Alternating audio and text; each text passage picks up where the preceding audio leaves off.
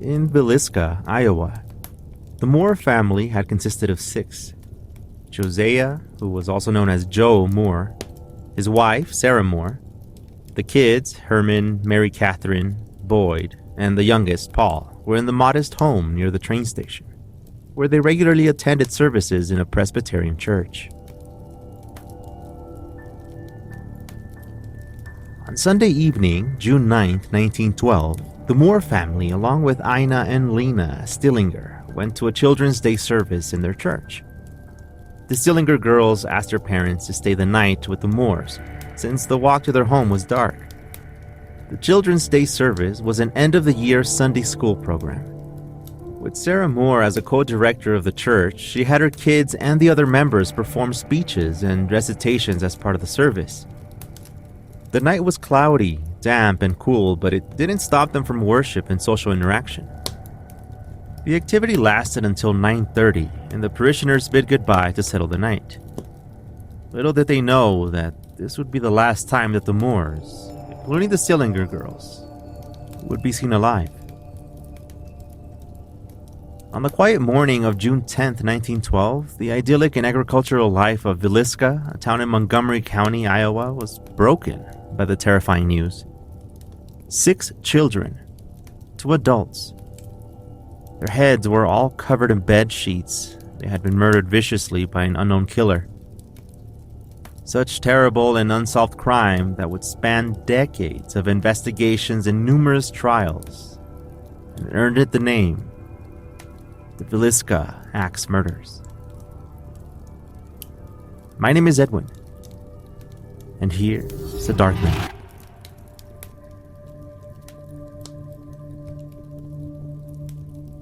At around midnight, while the town was asleep, an unknown killer picked up Joe's axe in the backyard, entered the Moore's household, and bludgeoned them to death. At 7:30 in the morning on June 10th, Mary Peckham, an older neighbor of the Moores who was hanging her laundry outside, found it unusual that the house was quiet and deserted. The doors were all locked and the window blinds were all pulled down. Feeling suspicious, she let the Moore's chickens out, which were unfed, and called Ross Moore, a local pharmacist and Joe's brother. Ross arrived around 8 a.m. and unlocked the front door using the spare key. Stepping inside the completely dark house, Ross opened the door wide and saw the 2 figures, covered in sheets, the bedclothes and blood on the bed. Horror gripped him, and he immediately came back to the porch where Mary was standing to call Joe's hardware store clerk, Ed Shelley, to fetch Marshall Henry, who was also known as Hank, Horton. Hank was a town's marshal who had been a carpenter most of his life, and became a marshal 6 years before that. He had no proper police training, but regularly did his duty by reminding merchants to keep their businesses safe and keep disputes from drunk residents in town.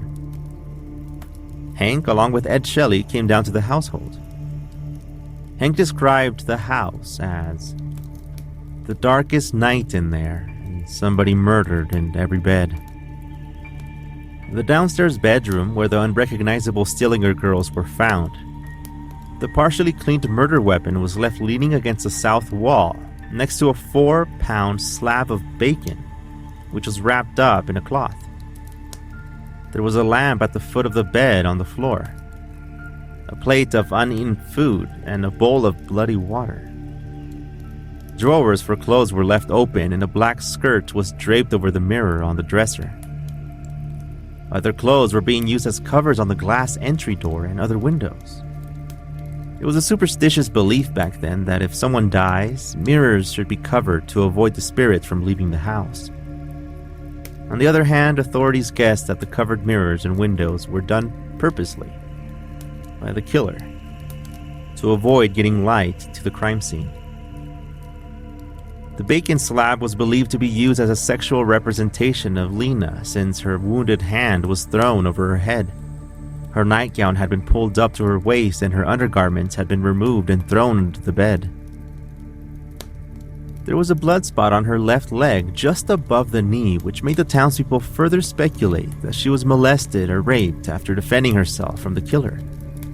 though the doctors concluded that she had not been sexually abused. Her younger sister, Ina, who was struck on the head, was lying next to her. Ed, who was sickened and frightened from the gruesome sight, came back to the porch. Hank climbed the steep and narrow S-shaped stairway leading to Joe and Sarah's bedroom. Hank, after pulling off the bed sheets from the couple, was met by an even more horrific sight. The couple's heads were believed to be struck repeatedly. Joe's face was beyond recognizable. His temple down to his upper teeth was crushed down to a pulp on the bed. Sarah, according to the doctor who examined her, was bashed by the axe blade multiple times, which reduced her face into slices. The couple's room ceiling had a gouge directly over the dead bodies, which was believed to be the marks of the upswing when the killer hurled the axe on them. Dust was also evident on the plaster of the bed, and a pool of blood in Sarah's shoe was found. In the south room, where the Moore kids were sleeping, Hank first saw Herman Moore, the eldest of the siblings, lying on his stomach with a hit on the back of his head. The authorities deduced that he was dealt with by the pull of an axe. In the southwest corner of the room, Mary Catherine was lying on her back on the couch with a strike on her head. In the northwest corner of the room were Boyd and Paul, whose heads were also bludgeoned to death. The authorities assumed that the kids, just like their parents, were murdered in their sleep, as there was no evidence of struggle in the room. The kids' room ceiling had cuts as well, which were measured 8 feet above the floor. Hank Horton, Dr. Cooper, and Dr. Williams. These 3 men completed the cursory examination in the crime scene before the news of the murder spread like wildfire around the town, which prompted the town's mayor to officially close business. According to one resident who witnessed the chaos and was interviewed by Dr. Ed Kepperly, troops of people went in there. Dr. Lindquist, a county coroner from Stanton, arrived at 9:30, and while examining the bodies downstairs, people were prying, moving things, shouting, and running from room to room as if the murder scene was some sort of entertainment. McCall, a local pole hall operator, admitted 1 week after the murder that he took a half-inch of Joe's skull from the crime scene. Bruce Stillians, a stringer from Omaha World Herald, took photos using his Kodak camera and was apprehended by Ross Moore. The victim's brother took the camera film and stomped it on the ground.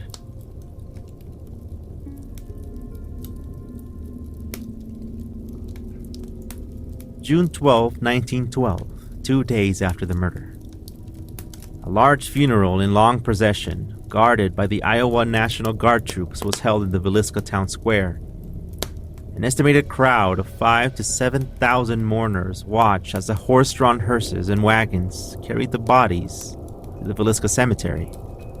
The Moore family were buried in a mass plot marked by a large family monument with smaller stones for each individual. The Sillinger girls were buried together in the same cemetery and share a stone. The event was remembered as Funeral in the Park. The murder gripped the town in horror, worry, and accusations. With the murder on the loose, they speculated that the killer was hiding in a barn. At 9 p.m. on June 10th, 2 bloodhounds along with a handler from Beatrice, Nebraska, were deployed to track the murderer's scent. They were followed by a large crowd. Some were on foot and others were on horseback. They made their second rundown and finished before midnight. They also traced a route for the 3rd time in the morning, but to no avail. The search was a failure. The small community was frightened that the madman would strike again once the night fell. Families doubled up with a shotgun guard, awake all night. Locks were sold out, windows were nailed shut, and dog prices were above all else. Rumors were growing and slowly divided the townspeople. The day after the murder, M.W. McClarty, an assistant warden and expert at the Leavenworth Penitentiary, arrived to investigate the scene. The community was hopeful of his appearance, but his arrival shook the confidence of the townspeople when he arrived drunk. When sober, he made a detailed analysis of the scene, but no usable fingerprints were found. But after carefully studying the blood spots and axe cuts made in the ceiling upstairs, he concluded that the killer was left-handed. The murderer acted on a frenzy killing impulse when striking the children in the south room, waving the axe one-handed over his head. Moments after the ghastly murder, the community had divided opinion on who was the perpetrator. Various names were linked, but two prime suspects were investigated: William Mansfield and Reverend Lynn George Jacqueline Kelly. In an evening of April 1914, 2 years after the terrifying murder, James Newton Wilkerson, a Texas land agent and an undercover operative of Burns Detective Agency working out of Kansas City, visited Ross Moore's drugstore and told him that Fernando Frank Jones was the man behind the murder. The speculations and accusations against F.F. Jones lasted 2 more years, and it all became even more intriguing when, in June 1916, it was Sunday, and 2 days before the Republican primary election. That's when several Villisca citizens received an anonymous flyer in the mail, which contained a Leavenworth Penitentiary mugshot of a man named William Mansfield. Under the photo was a question that asked if they wanted their state senator, the man whose money had paid this man to kill the Moore family. The accusation had gone public and brought a detrimental part in F.F. Jones' candidacy. He lost the nomination to County Attorney Ratcliffe.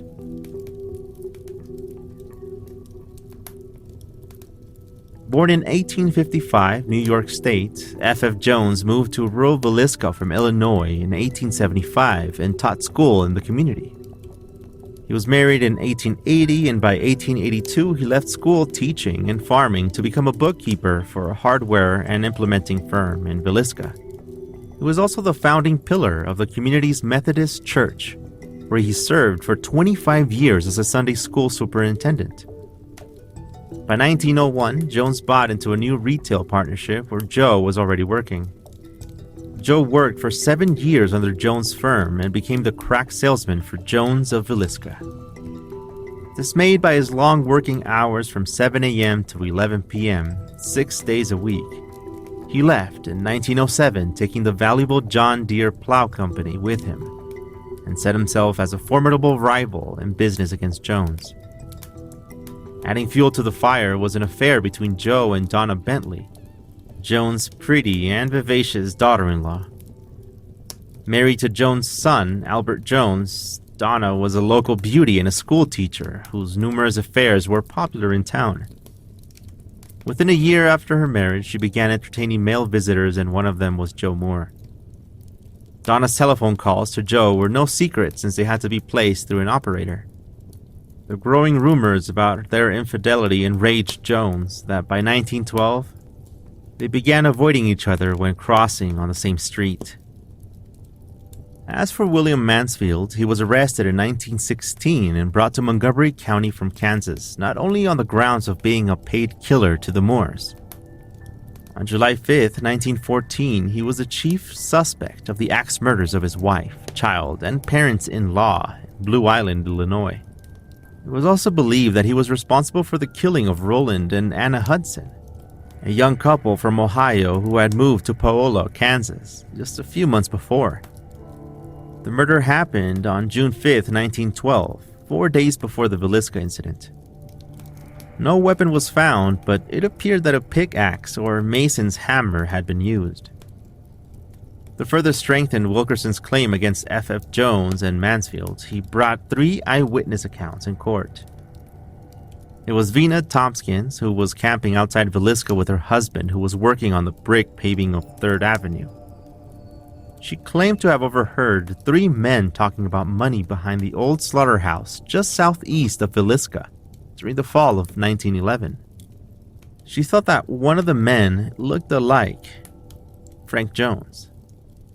She could not swear it was him. The second witness was Alice Willard, a divorcee and living with her father, Mr. Holland. Their house was just a block south of Joe Moore's house. She claimed that on June 8, 1912, she saw 2 strangers walk by the Moore's house. then turn south at the corner and come by her house. Frightened, she looked at them closely. Later that night, she was walking with a traveling salesman, Ed McCrae, and saw 3 men approaching from the south. They hid down in a plum thicket. As the men were approaching, Alice recognized the 2 strangers that she had met earlier that morning. They were Bert McCall and Albert Jones. She did hear them talking about, "Get Joe first and the rest will be easy." In Alice's second account, she changed from Albert Jones to Frank Jones, which led to the conviction of Wilkerson for contempt of court. The last presented witness account was of Ed Landers. He and his family were staying with his mother just across the street east and up the block north from the crime scene on June 1912. He initially testified to the coroner that nothing unusual happened on Sunday night. He changed his mind and claimed that at 8:15 Sunday night, while he and his wife were walking, a man just a few steps ahead of them turned and walked right into Joe's house. He identified the man as Albert Jones. That same year, after a lengthy proceeding and hearing several minor witnesses, the jury decided a not guilty verdict and only required F.F. Jones to pay court costs.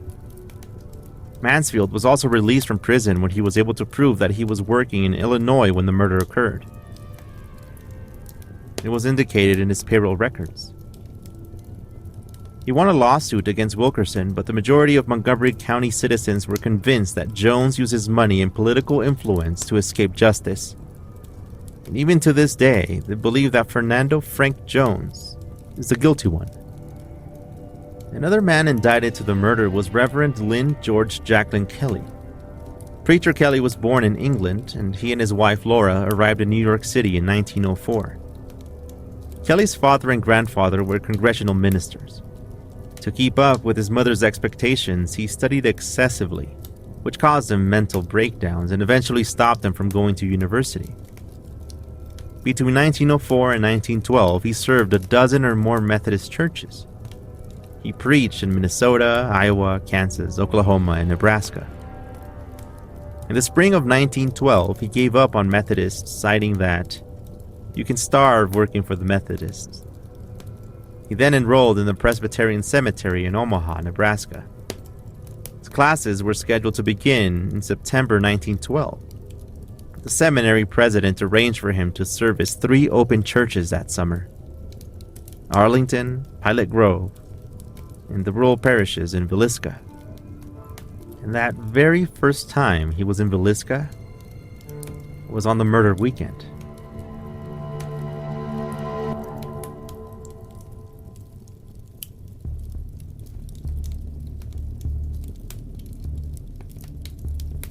As a reverend assigned to the Presbyterian Church in Villisca, Kelly attended the Sunday school performance on Sunday evening, just hours before the murder.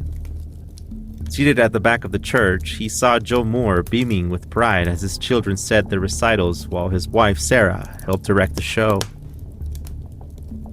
At 5:19 a.m., 3 hours before the murder was discovered, Reverend Kelly boarded the westbound train number 5.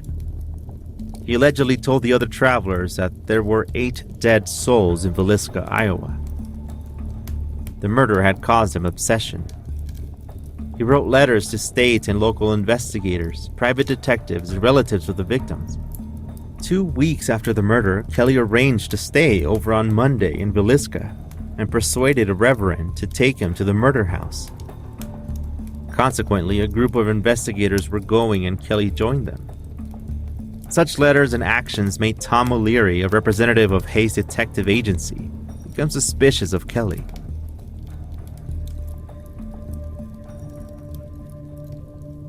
He wrote a coy letter to the Reverend asking him details about that Sunday night.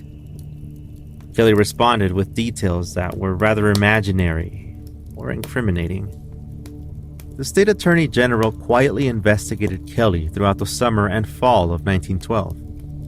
But no arrest was made because of Kelly's position as a minister, and his mental illness made the authorities uncertain of his involvement in the crime.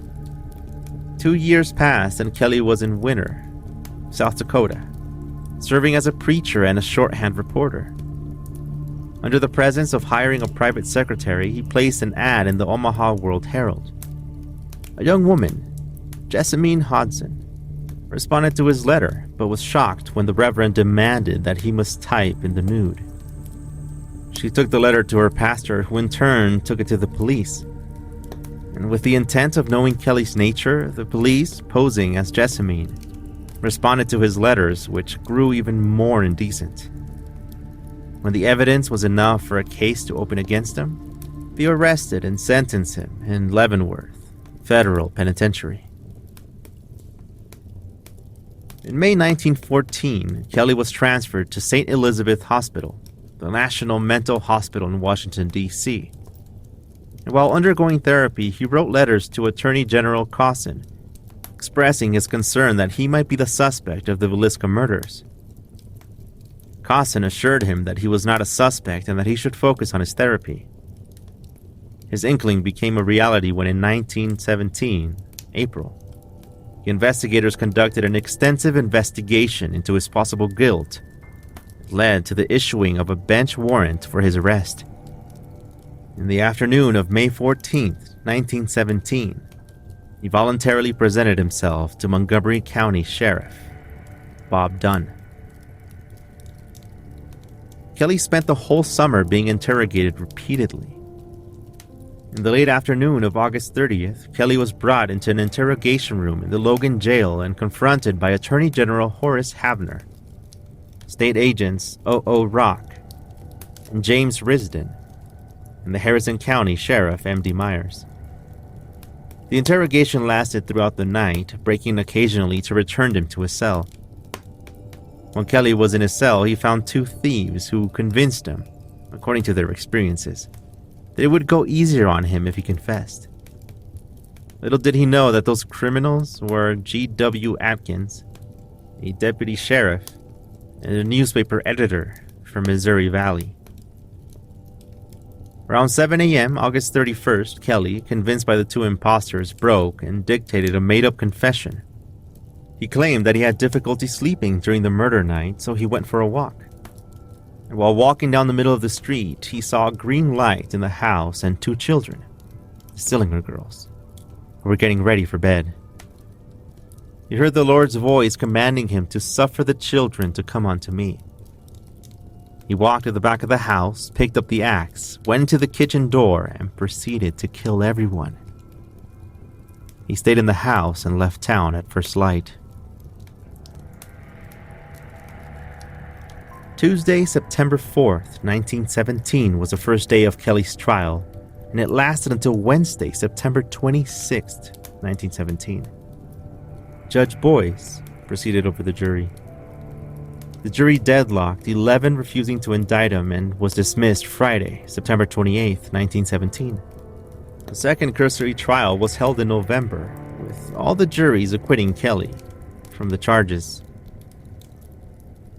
By the time Kelly's trial began, the jury and the authorities, especially Attorney General Havner, were all under scrutiny of the majority of Montgomery citizens. They firmly believed that Jones uses money and political influence to frame the mentally ill Reverend Kelly. In return, Havner and most other police officials accused James Newton Wilkerson of poisoning the minds of the citizens, that eventually they had to let the real killer go free. The number of trial proceedings and the years of investigations all went into dust as nobody was charged for the Moore and Stillinger murders. To add intrigue to this case, John Warren Noel, a Villisca photographer and staunch Wilkerson supporter, was found shot and dying on a railroad platform in Albia, Iowa. The coroner's inquest ruled it to be suicide, but the other Wilkerson supporters believed it was murder to shut him up. In June 1918, James Wilkerson and May Noel, John's widow, were arrested in Ottumwa, Iowa, on the charge of conspiracy to commit adultery. 6 months later, the judge, without substantial evidence to prove against them, acquitted the two from the allegations. American historian and statistician George William James, along with his daughter Rachel McCarthy James, authored a true crime book called The Man from the Train, which claimed to have discovered the existence and identity of the serial killer. They believe that a certain Paul Mueller, a German immigrant who was described as short and muscular in stature, with unusually small and widely spaced teeth. He was claimed to be a German military veteran and was known as a skilled carpenter with a limited command of English. He operated throughout North America and killed between 40 and 100 people from between 1897 and 1912. His first murder was a family in West Brookfield, Massachusetts, who employed him as a farmhand in 1897. Murders during these times mostly occurred near railway tracks or stations. The Moore house had numerous occupants after the murders. In 1994, it was purchased by Darwin and Martha Lynn and returned to its original condition without plumbing and electricity. At present, the furniture is arranged according to photographs of the scene. Regular tours are offered and a fee can be reserved for all-night visits. The owners encourage those who are going to spend the night to take photographs and record their experiences on audio and videotapes for a spooky adventure. To further scare and stir your imagination, a corkboard with photos of paranormal evidence like apparitions, mists, ghostly orbs, objects being moved, and of someone with scratches on his back were posted to document the strange occurrences people experience, all while visiting the house. 2014, a 37-year-old Robert Stephen Larson Jr. from Ryland, Wisconsin arrived there with his group of friends for a recreational paranormal investigation. He was alone in the northwest bedroom and the rest of his friends were outside. Suddenly, he called them for help using their two-way radios. His companions found him stabbed in the chest, which was apparently self-inflicted. They called 911 and Larson was brought to a nearby hospital. Larson recovered from his injuries. According to the Montgomery County Police report, the incident happened around 12:45, which was said to be the estimated time of the 1912 Moore and Stillinger murders. The Moore house was featured on the show's Ghost Adventures and Scariest Places on Earth. It was also a popular topic on podcasts like Lore and My Favorite Murder. In the mainstream media, Fourth Wall Films released a documentary on it called Villisca, Living with a Misery. And in June 2017, Netflix released a horror film called The Axe Murders of Villisca. The fear that the people of Villisca felt those nights following the murders must have changed their lives forever. A murderer was among them, and it really could have turned neighbor against neighbor.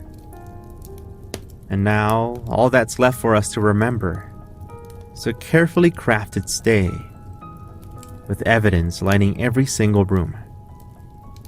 The same ones that the family got to see right before they were murdered.